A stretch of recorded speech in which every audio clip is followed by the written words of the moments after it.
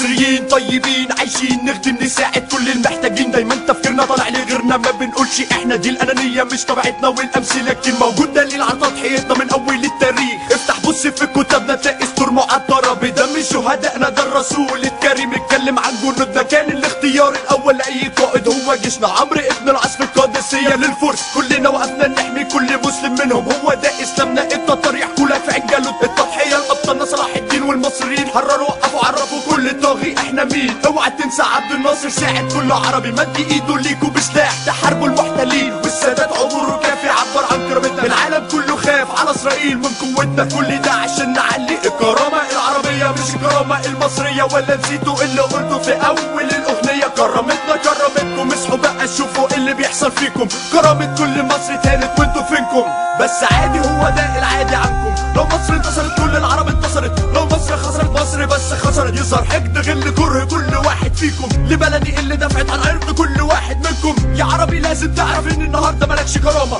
دي كرامه مصر تانت من شويه ناس زباله. والمشكله انه فاكر نفسه البطل بيجري في الشارع ورا ابرياء، هو ده الهطل بيرمي دوب فاكرين عدوك هو عدوي. اسرائيل مش هنا يا ابني، ده المفروض اخوك المصري، المفروض ايدك في ايده تدافع معاه عن وطنه. بس من دلوقتي مش هحط ايدي في ايد الهمجي، ومن النهارده كل العرب هيسمعوا صمتي عن اي حاجه تحصل ليهم من اي اجنبي. خلاص عرفنا اننا كنا بندافع عن صنم، مهما يحصل قاعد ساكت ما بيقدر يتكلم.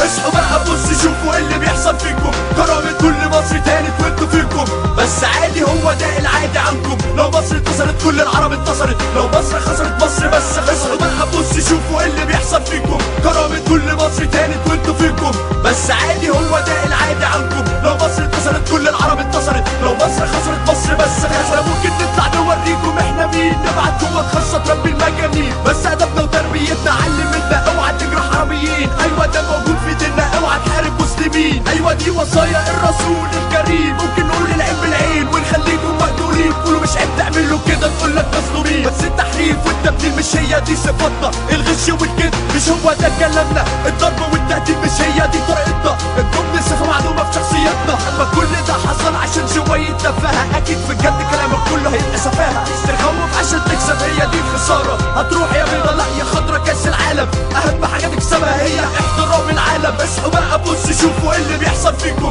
كرامة كل مصر تانت وانتوا فيكم، بس عادي هو ده العادي عنكم. لو مصر انتصرت كل العرب انتصرت، لو مصر خسرت مصر بس خسرت. ديننا وتربيتنا علمتنا اوعى تجرح مسلمين، اوعى تجرح مسلمين.